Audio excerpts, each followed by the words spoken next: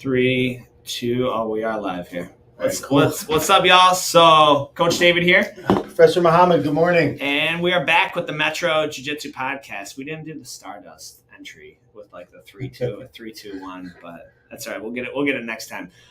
So we got some really excited to be back going on with this podcast, and we have some really cool topics. Talking about our core value of growth today, and then we're also got some big news that we're going to fill everyone in on. So when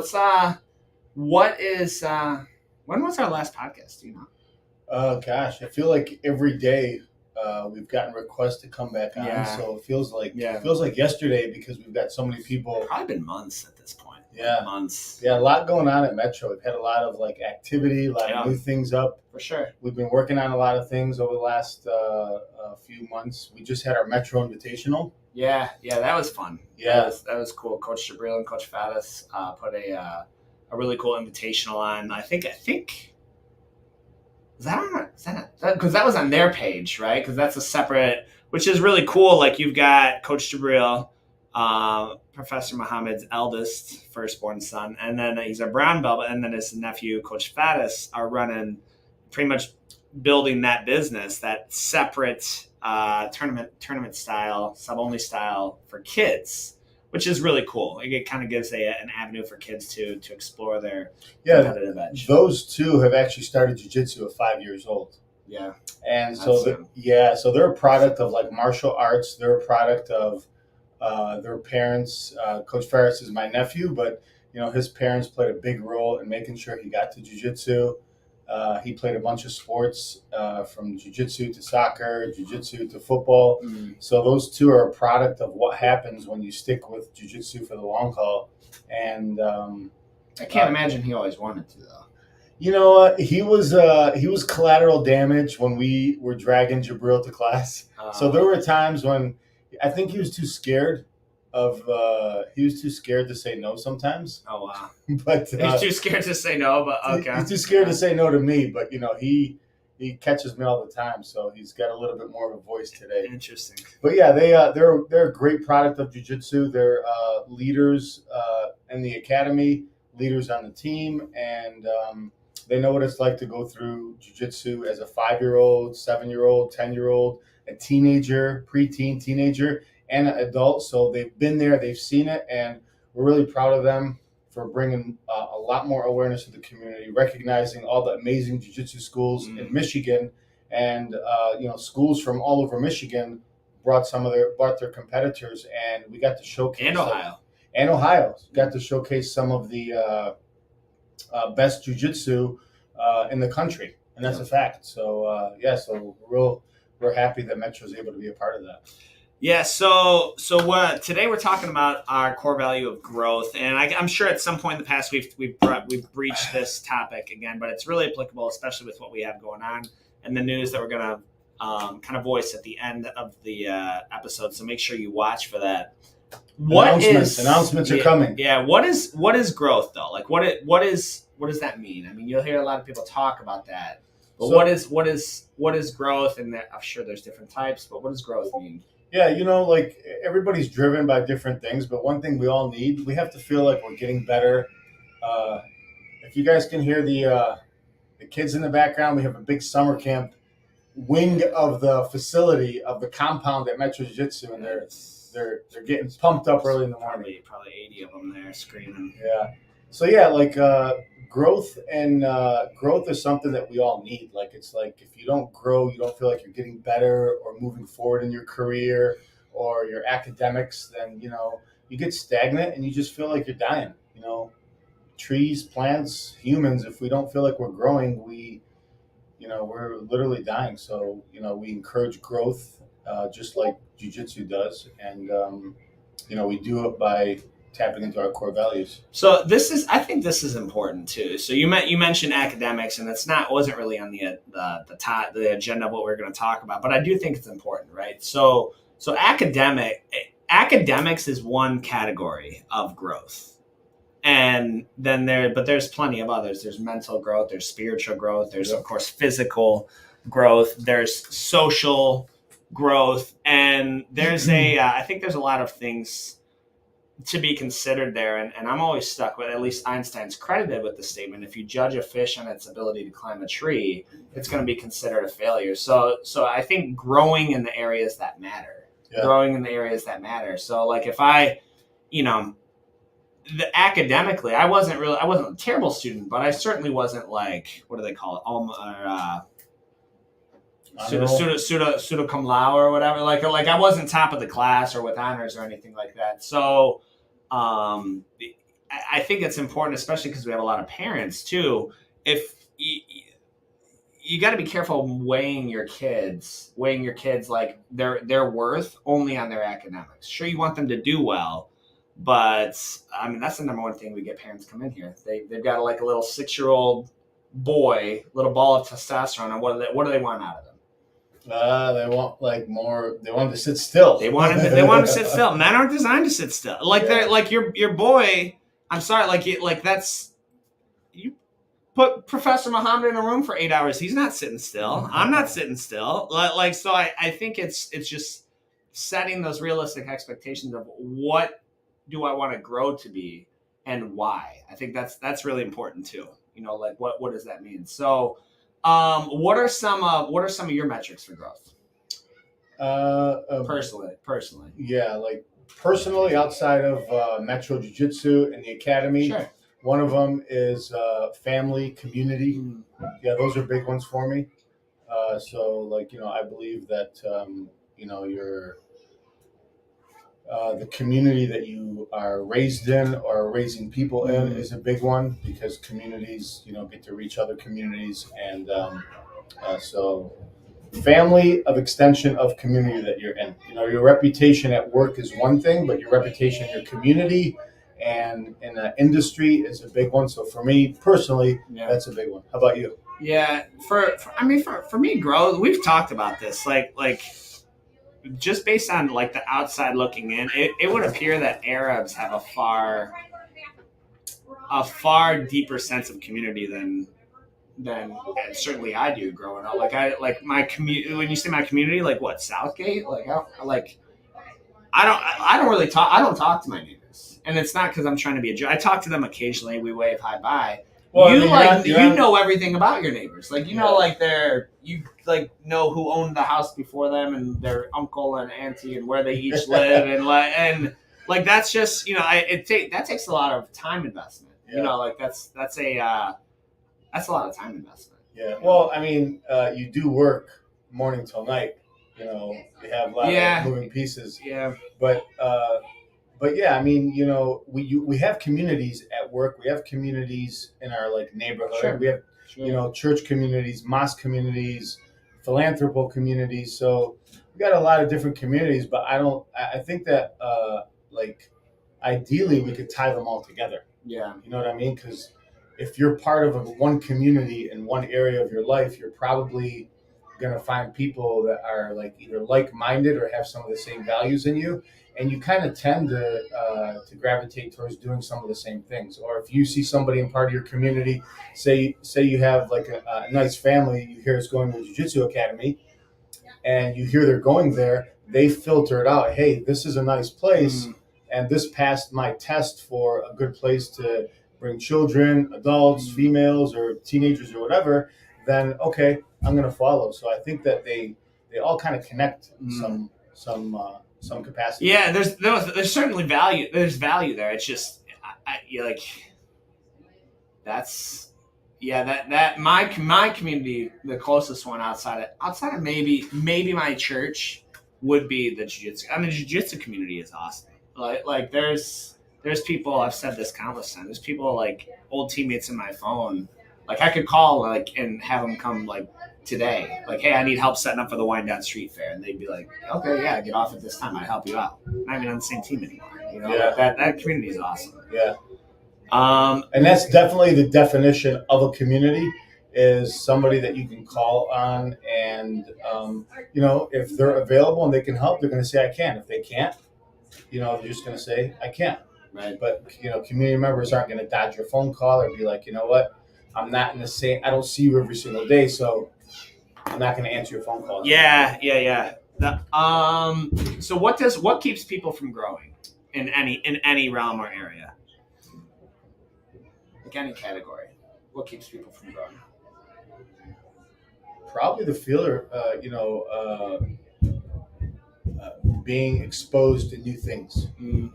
Failure and being exposed to new things. I was just listening to Les Brown this morning, and it's funny. You listen to podcasts and lectures and things like that, and it's very, very rare that you could listen to a Les Brown who's around 20, 30 years ago, or somebody who's new and upcoming today. The messages are not the same. The messages are really the same, so every industry of self-help or motivational Is he like speakers. that Southern pastor sounding dude? Yeah, like, he is so he's cool. like okay. He is. So his story is so inspirational and so funny. Yeah. And he was labeled mentally retarded. Les Brown? Yes, sir. He was labeled mentally retarded. And Really? I think Thomas Edison was too. Who labeled him? Somebody in the school system. Yeah, they told his mother he was mentally retarded. So going back to my previous statement of, like Einstein, you judge a fish on its ability to climb it. Like you can't do that. Like you can't do that. And so, but because of his like just inability to sit still, or maybe it's academics or whatever, they're like, this kid is not going anywhere. He's labeled mentally retarded. Yeah. I'm probably gonna hold my response on that. So what keeps people from he's got to go quiet down about 80 kids. That's what's gonna happen here. I wonder if he's gonna use our power phrases. So we have this really cool power phrase, and we want several of them. But when we've got we want to try and quiet down the room. If we go out there, I'll film it one day. So if we say black belt, they say focus. If we say I am, they say a leader. If I say leaders give, they say 100%. So you kind of get that. Not only are you getting their attention, but then you're also getting them to actually you're reinforcing these things. So like that, they are a leader. It's a leadership program. So they are a leader. They are giving 100%. And they, I didn't know if you were going to use one of our power phrases to quiet them down out there. But I was to the leader. I went straight to the top. I was telling him about it. Right. So what keeps people from growing is the fear of failure, you think? Yeah. I believe that. Yeah, I think that plays a role, right? Because their fear of failure, what also ties into that is discomfort. There's certainly a level of discomfort doing something, because if you're going to grow physically, like let's say you want to put on muscle mass, there's going to be a certain level of discomfort and pain that comes with that. I mean, change is people don't like change. Like you'll see the same people at the job for the same 40 years, and they just don't like change. You know what else I heard? I mean, look, your goal doesn't have to be a millionaire. Right. And most people, including myself, we just want to live a comfortable life and provide for our family, whatever our basic needs are, right? Yeah. But I did hear this morning, it was really interesting. This is an old statistic. I'd say it's probably 10 or 20 years old. Okay. 8 out of 10 millionaires have filed for bankruptcy at least one time. Really? 8 out of 10 millionaires. And then I think I heard this before. Walt Disney filed for bankruptcy 7 times. Really? Yes. And this statistic this is Les Brown talking, and this was it could be 10, 20 years old. Interesting. But Walt Disney filed for bankruptcy 7 times. 8 out of 10 millionaires have filed for bankruptcy at least once. Well, because you can use those. I think it's kind of unethical, but you can use Chapter 7 or Chapter 11 bankruptcy to pretty much wipe debt, keep your assets, and stay in business. So it could be a business strategy. It's still messy. I mean, nobody would want to go through that unless it was the only option. Sure. But the point is that successful people fail. Yeah. And they don't give up. They come back and they don't let it say, okay, I'm a failure. This is who I am. I failed at this one thing, but I'm not failing. That doesn't define me as a whole. Yeah, that's a huge portion too. Is your fear of failure for sure. So just so many things. We were at our owners meeting yesterday. We were just talking about how many things we've tried and just failed at, like completely failed at. Like they were just a miss, right? And that doesn't, I think what the reason failure is so crippling to people is they're letting someone's opinion of them matter more than it should. They're letting someone's opinion, whether it's your mom, your dad, your sibling, your spouse, your brother, your sister, your old classmates who you still follow on Facebook, even though they're a bunch of losers and like going nowhere. They're equally going nowhere in life, but yet somehow you care what they think. Your buddies who go to the bar with you and like you want to break that habit of getting toasted every weekend, but you're afraid of kind of that backlash. Like all of someone's opinion is mattering more to you more than it should, and that's and that goes into that circle that we talk about. The people around you, getting people around you who are going to hold you accountable to be like, hey, I thought you were going to go to the gym this week. Did you work out this week? Have you worked out this week? You asking me? Yeah. What's today? It's a dangerous question. Yeah, today's Tuesday. Yes, I did work out, and I woke up in the morning from pain, throbbing from the animals that we have over here. If Sunday was the start of the week, then I worked out. If Monday was the start of the week, then I haven't worked out this week. Yeah. So they but accountability like that. What does the growth chart of jiu-jitsu look like then? It's a combination of honestly, I would boil it down to confidence. The growth chart of jiu-jitsu, you get better physically. You 100% move up in your career. And if you're watching this, all across the country, anywhere you're watching, you will become more productive and effective and successful in anything that you do if you just train jiu-jitsu. So the chart is basically, what do you want to get? What do you want in your life? Whatever you want in your life, you train jiu-jitsu, you train martial arts, and that's what your growth chart is going to look like. Mm-hmm. So that's a broad statement, but I agree with that. Let me ask the question a different way. Like, what will my competency level look like over a 12-month span? Or a 12-month span or 2-year span or whatever. My competency level, let's say I know nothing to like I'm Gordon Ryan, right? Like, well, like where is it, like, is it a linear chart? Like each month you get better, or like a standard ramp? Yeah. Or is there ups and downs to it? Or is it like a rocket ship curve? Like, what is that growth chart? Like if you're looking at like a financials chart.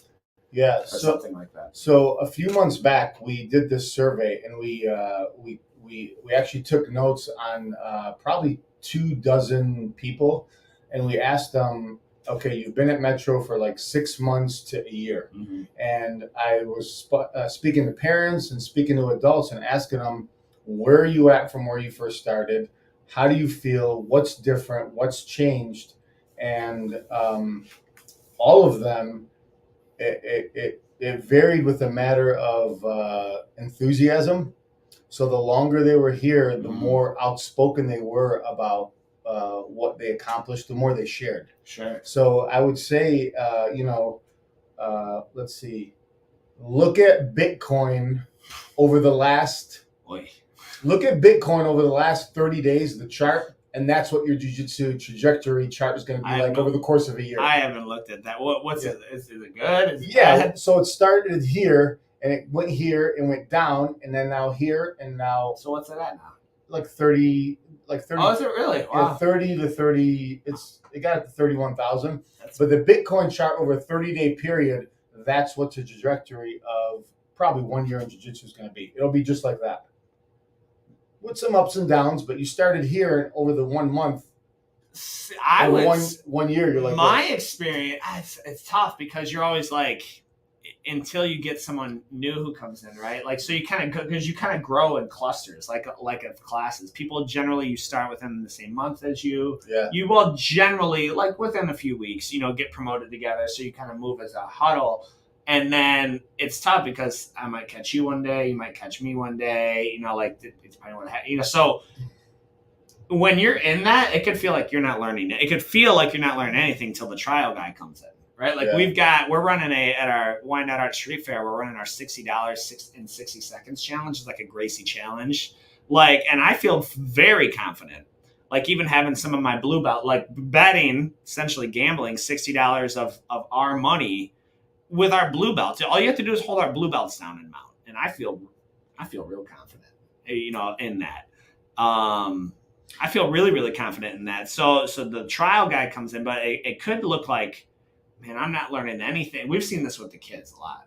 Like parents come for 6 months, they're like, I don't see much difference, and then like something clicks, like they go into, and then this just out of nowhere, this kid he's doing jiu-jitsu, she's doing jiu-jitsu, she's doing sweeps and arm bars and triangles, and like even Jacob Couch, when he came and met, and he's a brown belt with Pedigo, when he refed for the invitational, he's like, I'm not gonna lie to you, it was like a last minute thing. He's like, I expected to watch Sucky Jiu-Jitsu today, but these kids really surprised me. So like it kind of. Jacob's a black belt, isn't he? Is he black? Yeah. Oh, I'm sorry, Jacob.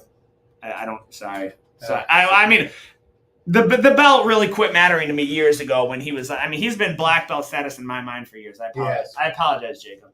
So but like that's the growth chart. Like that's how it can feel sometimes. Like you don't see anything. That's why we do 12-month programs here. Your kid's not going to learn anything in 6 weeks. 3 months, he's not going to learn anything in 3 months. I mean, really, not anything noteworthy. So that's what that growth chart looks like. Has that been your experience? What? Like that you feel you have days where you like feel like you're not learning anything. Oh yeah. Or weeks. Oh yeah, like you feel like you're just like a walking zombie, and it's like nothing is going right. But we still show up. We still go to work. We still go to the gym. We still train. We all go through that times when it's like, why am I doing this? Nothing is getting better. It's not getting easier. I'm not seeing the results of my hard work. But, eventually, hard work doesn't go unnoticed. So what does, so that's kind of the growth chart of an individual in jiu-jitsu. What does Metro's growth chart look like? I would say our forecasted growth chart. Like where are some things Metro's going? Like how do you define that? How do I define a projection? Yeah, Metro's growth chart. Like what's so you can project, right? It's like you set any goal. Like if I want to earn a black belt, I set the goal to earn a black belt, and then you take the steps necessary. You show up to work. You train. You listen to the instruction, and then you just take the daily action on it. If I want to earn a black belt in 6 years, make believe, well, then it's going to look a little bit different than if I want to earn it in 14. So the growth chart for Metro is we set a goal, and we're taking daily action to kind of reach those goals. Yeah. And yeah, absolutely. Your goal of losing weight, getting in shape, feeling better, like everybody has a different goal. And the one thing they all have in common is you just have to show up. So you can go to the same place to get, currency for your work, your emotional currency, your social currency, your mental currency, your currency, like, for to be more productive at your job. And, the one thing that is common is you have to show up and you have to train, you have to work out. Your body follows your mind. Your mind follows your body. So tying that back into the growth chart of Metro, we've got some really exciting news that we're going on. You want to tell them what we have coming up? Yeah, so it's been how many years? We're going on 5 years here. It'll be 5. Yeah, it'll be 5 years in like December. Yeah, so it's been 5 years, and we had a goal to reach as many people as we possibly can, to spread jiu-jitsu, and Southgate, Downriver, and even extended communities have really responded to the programs. We have people coming from all over Metro Detroit, Dearborn Heights, Monroe. Yeah, Monroe, all of Downriver. And, we've had a lot of requests of some programs that we were working on. And we kind of got invited into opening up into Canton, Plymouth area. Yeah. So That's a big. You talk about your community. You have a large community out there. Right? Yeah, my kids have gone to school at Crescent Academy in Canton area, Wow. and you have like a lot of people from the Dearborn area are moving to Dearborn Heights, Garden City, and then moving into Westland. Moving west. Yeah, moving into Canton, Plymouth, Northville. Everybody's kind of going that way from the Dearborn area. So we're very excited to announce that we are working on another satellite location for Metro Jiu-Jitsu for the Canton and Canton, Plymouth area. So Canton, Plymouth, Garden City, that area there. Yeah, that's which is really exciting because and that's going to be owned. It's going to be owned by Metro. It's not like we're taking one of our high ranks and opening up an affiliate school. This is going to be actually like owned by us, and so you'll have reciprocity training. Because a lot of times you do affiliates, right? And they're like, because it's independent owners. Like I don't want you training at my school 5 days a week if you're not paying me, right? So like there's like a certain level of kind of like awkwardness there. But this is exciting because there is huge demand. Number one. Number two, I can't tell you how many times we've had people from Dearborn Heights or Dearborn or even Westland, kind of Romulus, Garden City, and they're like, man, that's a half-hour drive for us, dude. To kind of come that way. And then I'm like, well, I drove at one point. I lived in South Lyon to train in like Dearborn, so I was driving an hour one way. To me, it's either worth it or it's not. You throw an audiobook on and you just hit the road, but that it makes sense geographically, especially kids. I understand it way more with kids now. If you got kids and you got to get a 5-year-old in the car, you want to be in that car. Like you got like a narrow window, right? You got about a 7-minute window before your 5-year-old falls asleep. So like the sooner you can get to your destination, the better it's going to be for you. So then you don't want to wake your kid up to jiu-jitsu. So it's really exciting. And we're actually doing pre-enrollment with that right now. So obviously, we're still working on the design and the build out and everything, but just like we did here when we opened up, I remember like passing out flyers at Gibraltar football games and things like that. Yeah. So there are people. Let me just just mention something like. So you look at Metro Jiu-Jitsu and you're like, whoa, wow, like it's bling bling. Like what people say, is bougie a word for like? I wouldn't call us bougie. Well, bougie is a word, but I wouldn't call. What age group does that fall into, by the way? Amanda. Oh, Amanda. Like 30. Amanda's taste is bougie. Okay, like 30 years old and below. Oh, who uses bougie? Yeah.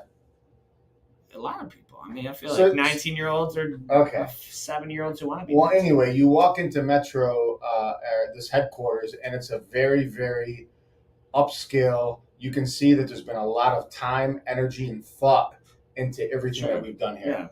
Yeah. So we have like, we have a parent lounge, we have different mat spaces, we have multiple programs, we have heads of programs, we have assistant heads of programs. So there's a lot of thought process, and there's a lot of money invested. Like everything that comes in, we reinvest back into here. Absolutely. And absolutely. So I would use premium. I wouldn't use bougie. Premium, like it is premium. It's definitely premium. And so we're taking that and we are going to apply it into the Canton market. And that's, I think there's, you're talking to two guys. Like we effectively started training in the closet of Oakwood Gym. Yeah. So it's not like it's not like we've got this sort of it's not like we've got this high-end taste, but I know for a fact, I was looking when I taught the fundamentals last night, there was probably 60% female attendance in there. Wow. And it wasn't like CrossFit women, nothing against them. It's just like CrossFit women they're unique. It wasn't a bunch of Casey's. It wasn't a bunch of Casey's. Yeah. Casey is like this like jacked, she can guaranteed she can deadlift more than me. So they like, it's a guarantee. Like there's a picture of her cleaning 135.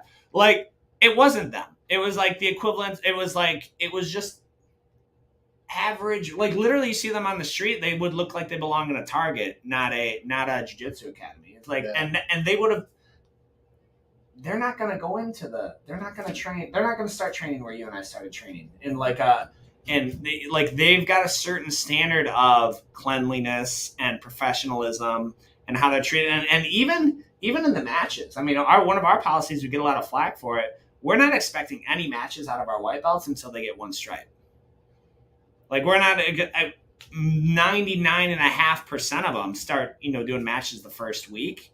But like if there's some people, they're just crippled. They're crippled at the thought of like, I need to learn a little bit more, right? So I need to learn a little bit more. I want to do position training or things like that, understanding that before I do any real matches. And looking at these women, there was probably like 12 women, 12 out of 20-person class. Yeah, like, and fundamentals. That just goes to show you like how jiu-jitsu as a whole has evolved. Like from 20 years ago, jiu-jitsu academies were like literally people were driving like an hour or more just to get some mat time, and it didn't really matter where.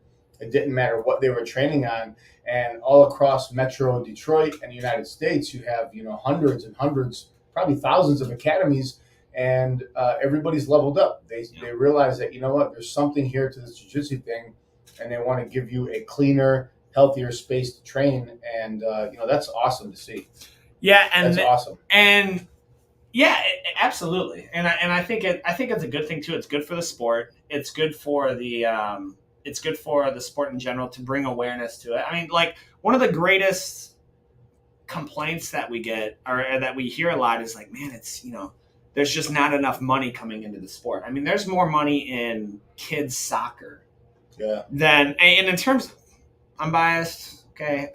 In terms of like what your child gets out of it, running around on the field for a few hours or like learning a combat, like especially boys, like that's, to me, it's not comparable. So the more people that bring awareness to this, it's going to be really good. And then, I mean, what it means what this second location means for our members is it's another place to train. I can't tell you how many tradesmen we have in here that train, and they're like, dude, I'm stuck in Rochester. I won't help you, but like I'm stuck in Novi, right? Like I can't make it back to Southgate by 7. Oh, hit up, hit up the Canton school. Like drop in and train there. I used to do that. I used to do that a lot, right? Like kind of like get a class in whatever city I was in, doing commercial doors and stuff. So that's what it means for the members. What it means for the public is it's a really cool opportunity because this is your chance to save. Like if jiu-jitsu's ever been out of reach financially for you, message us. We're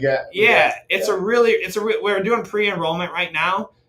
It will be stupid how cheap jiu-jitsu is, right? So it'll be stupid how cheap jiu-jitsu is. You can visit our website. We got the deals running there, metrojj.com. Make sure you click the Canton one.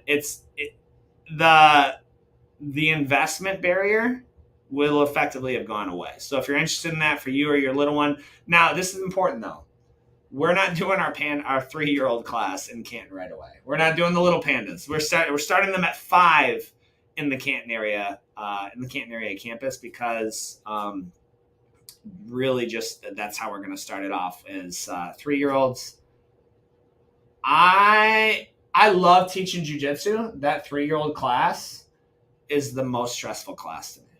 I can teach 60 adults and have more fun than teaching a class of 7 or 8 3-year-olds. Yeah, and that's why we have like multiple coaches. Yeah, Ms. Mia does a great job with kids, and because they require more time, more attention, and so we definitely remedied the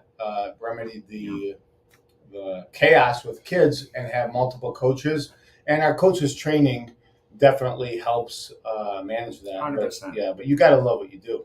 Yeah. Oh, of course. What does this mean for other schools? A lot of people they think of jiu-jitsu schools as like that Cobra Kai. What's the other one? Miyagi-Do mentality, right? When in reality, again, I started training in 2009. When did you start training? 6. We know it. We know each other. Like there was like a handful of schools. We've seen the schools open. I know, like we know almost all of the school owners, and a lot of them we used to train with or were partnered with. So for those other schools in the area, you've reached out to a lot of them. Yeah. And that, like, I'm thinking of Coach Ken at 313 and several others.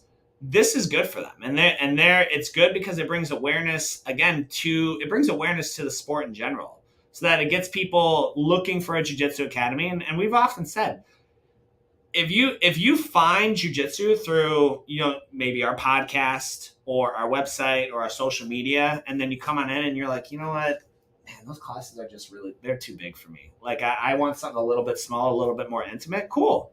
I can recommend 4 other people in that area. Like 4 other people I would recommend you go to, or vice versa. If you go there and you're like, I'm really looking for something a little bit more elbow room, more mat space, larger classes, a little bit deeper roster of schedule, things like that. It's picking out a jiu-jitsu academy is not like picking out a pair of shoes. It's not just you look at any vendor and they're all selling the same product. You need to connect with the coaches, your teammates, the culture. The culture of a gym is huge. Yeah. I mean, I posted a video about that. That's probably the hardest thing since we opened. It's probably the hardest thing for us to manage. Would you agree? The culture? Yeah.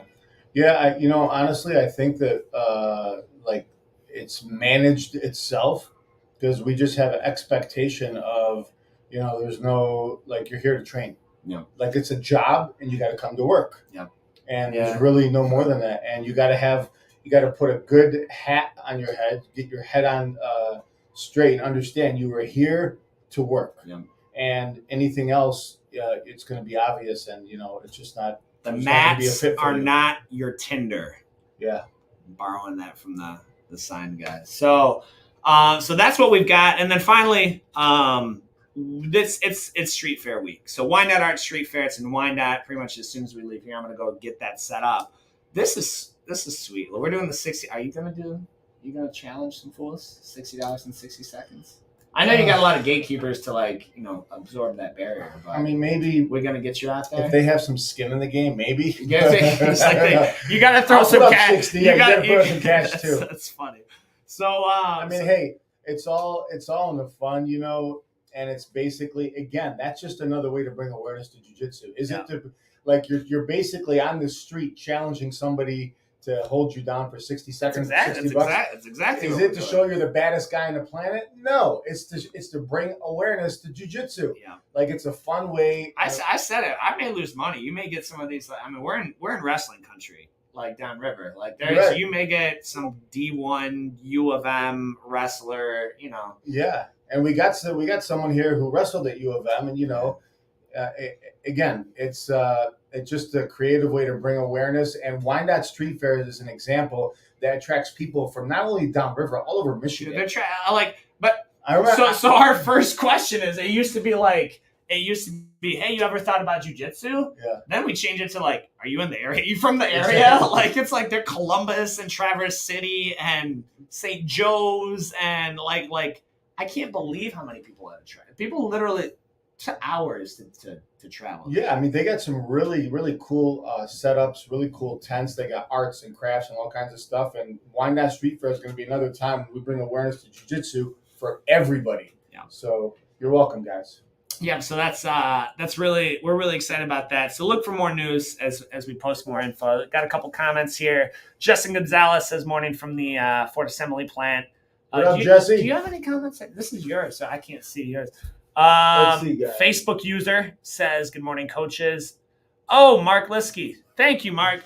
Coach Mark. So whenever I get someone who's I'm too old to train jiu-jitsu, I always bring up Coach Mark. And Coach Mark is I'm going to say low 60s. I think I hinted that he was the 70s.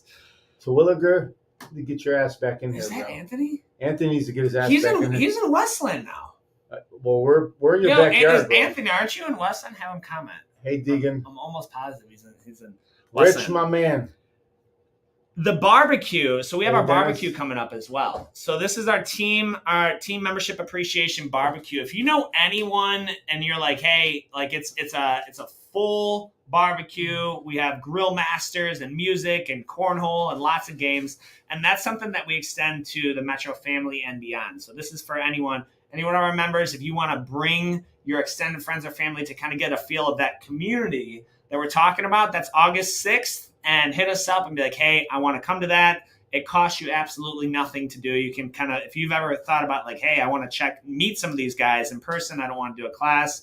Give you a tour of the place, grab some food, and enjoy some games. And if you play cornhole, I am the heavyweight, the most competitive cornhole series of your life. Absolutely. You're undefeated, right? I'm undefeated in cornhole, and I just heard about cornhole like a couple of years ago, and we started Metro. So yeah, we got some. Got some titles cool, mine. We got some cool boards from the some community event. The one in the park. Chad Heber says, "Morning coaches, I'm currently training unsuccessfully on breaking and passing Coach Jabril's guard. Good luck. To eventually pass it, please wear him out at the next wedding, Coach Muhammad Abjabo." So I got you. Yeah, y'all get down at those weddings. I saw a couple of the pictures. You know what I can appreciate is that per capita, a lot of your men know how to dance. A lot of Arab men know how, even if it's just their dance, like your what do you call the circle dance? Does it have a name? Depka, right? Even if they know how to do that, compared to like, when I go to weddings, you'll have like 4 guys, and they're not like it's really a pathetic sight to see the dance floor at the weddings I've been to, with few exceptions. Well, the weddings are actually it's an accumulation of raising your son, bringing him to manhood, and showcasing that you produce somebody that is not only able to go out and get married on his own, but a whole nother family and community recognized it, accept it, and it's a celebration for really the parents. It's not even the kids. Oh, yeah. So they're recognizing the family and the parents that you raised somebody, and they're putting his name out there in front of everybody.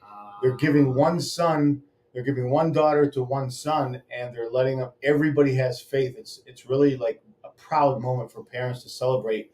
My son is a man, and he's going to take on the next step of his life, and everybody has certified it, approved it. And is it the same for the women too? Yeah, it's the same thing. It's like it's very, very proud moment when you marry your son or daughter. Like it's like putting a crown on your head.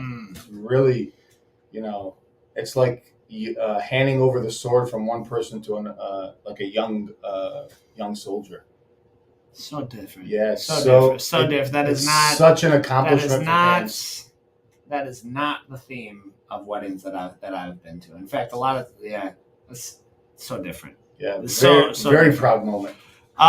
So that's it, guys. We're go ahead and put your any comments you have as you see this stuff. Go ahead and share as you see any posts that we make about the new Canton Plymouth area location. Hit us up. Share that. Send it to someone if you want to know about the pre-registration deals we have running on. Message us. You can message Coach Muhammad on his personal Metro JJ. You have a form on our website. You can fill that out. Come visit us at the Wyandotte Street Fair. We'll be there tomorrow. We're setting up today, and we're doing giveaways. We're gonna have a giveaway, some raffles, a chance to win $60 in 60 seconds, street interviews. It's a really fun time when we do those things. So we look forward to seeing everyone there. So, as always, guys, we'll see you on the mats.